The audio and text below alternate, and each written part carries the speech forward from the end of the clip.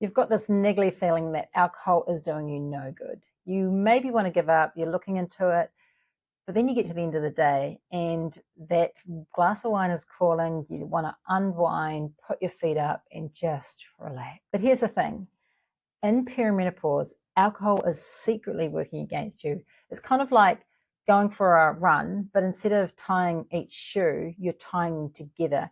You're never going to be able to hit your stride and it's only going to work against you. That's what alcohol is doing to your body right now. So give me 5 minutes. I'm going to help you decide to either give up alcohol completely, go dry and just give it a try, or convince you to maybe cut back a little bit. So let's dive in. Okay, let's start by what is happening behind the scenes within your body when you start drinking or when you've had that, even just one glass of alcohol. Okay, so first of all, let's talking about estrogen and progesterone, our female hormones. We know in perimenopause, know that our estrogen and progesterone go up and down and they're out of whack, and this is what's causing a lot of our symptoms. Alcohol is adding fuel to that fire. So it spikes estrogen and lowers progesterone. So the symptoms that you're probably feeling is because of these things being out of balance.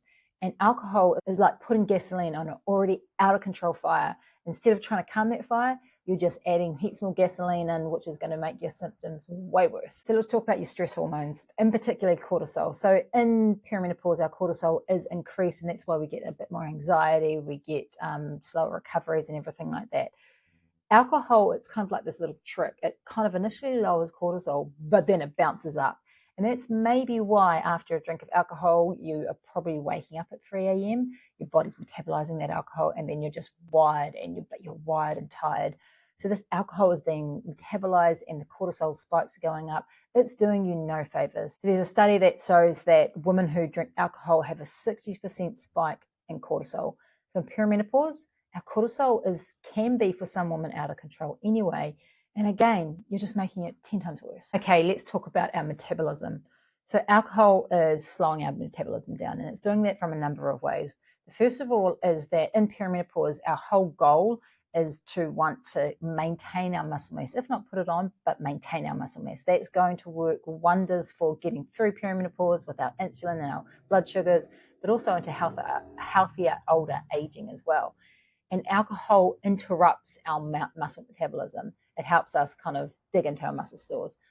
It's spiking our blood glucose, leading to a crash, so then we crave more, our metabolism slows down because we're having all these extra calories, and alcohol in itself is an empty calorie. So you can see if you're struggling with your metabolism, you're struggling with the weight gain, especially around your belly, alcohol is again doing more for that. So you're struggling anyway, and again, gasoline on the fire, already out of control fire. Okay, let's talk about sleep. So sleep is one of the biggest things, or the biggest changes I see in women with perimenopause. Once they get that under control and they sleep better, it's like a domino effect. Everything else seems clearer and happier, and our mood is stabilized.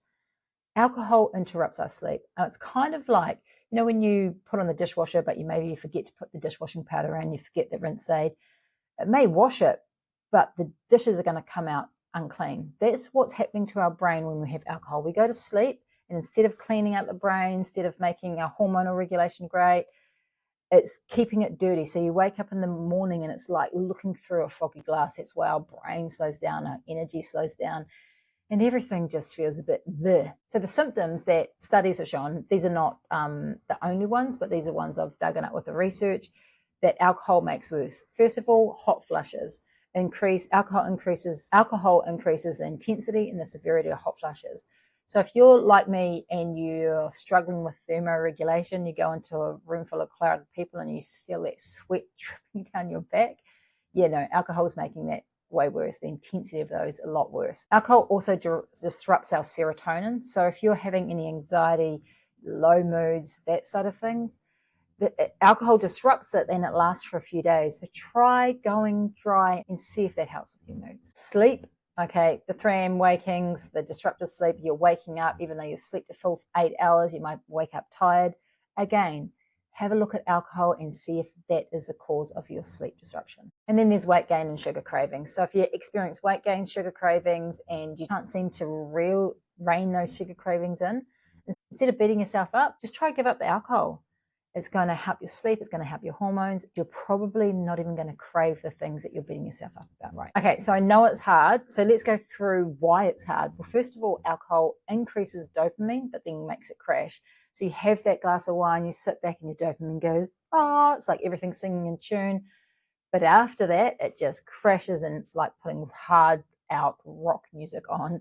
So there is a bit of a time period where you're probably craving that. However, if we get through it, these pathways are reset, and after a while, you're not even going to crave it. Having a glass of wine at night too to unwind can be more of a habit than anything as well. So if you commit to yourself of breaking this habit, you can put in healthier ones. Find some other thing to help you wind down, whether it's a walk to your local park or whether it's a cup of Tulsi organic tea, that's my favorite, having a bath, candles, doing something that helps you wind down rather than a glass of wine. Also, society's kind of normalized alcohol as being this thing that is like self-care and looking after yourself, when it's doing the complete opposite. So if we start normalizing alcohol-free and going out to drinks with our girlfriends but having mocktails, then all of this stuff starts normalizing things that's actually going to help our female body. So understanding these mental hooks is key to help unhooking them. So what are a few things you can do?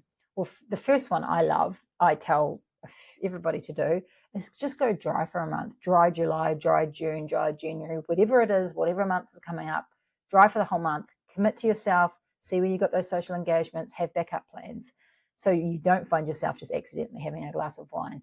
So go dry for that month and just track your body, track your symptoms, track your sleep, see how much it changes. Because I think once you feel it, once you understand, then it's so much easier to say, actually, I don't really want to feel like that. If you're really struggling though, there's other ones you can do, is like for every glass of wine, have a glass of water, mocktail sometimes, or what I found really beneficial was putting kombucha in a wine glass. Feels like you're drinking with everybody else, but you're having kombucha. Take your own drinks to where you socialize as well if you can. Another one you can do is set boundaries. So if you know you've got a social event coming up, then just go, okay, I'm having one drink tonight. That's all I'm having. Rather than just going there, turning up, and then you're 3 drinks in, 5 drinks in, whatever, and you're like, what the hell did I just do? If you've got boundaries in your head and then you've got your plans in place, it's so much easier to follow through them than finding yourself in that situation and you're just doing what everybody else is doing.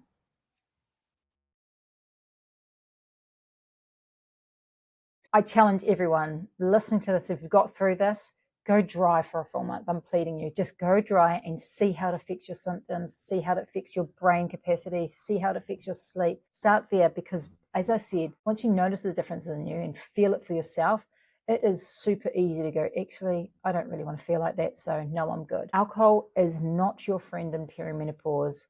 It may trick you to think that you're unwinding. All the downstream effects are way worse than having that glass of wine. So give up the alcohol and just be kinder to yourself in perimenopause. If you're not feeling like yourself in perimenopause and want some actionable steps, check out the link in the description. Have a look at my 12-week one-on-one coaching package. I help women work with the hormones to have real sustainable changes, not only through perimenopause, but set you up for healthier older aging. So you can feel like yourself again, feeling happier and healthier and a better quality of life. Hit subscribe, as I'll be talking more about perimenopause and the little things that you can be doing to make this transition way easier on yourself.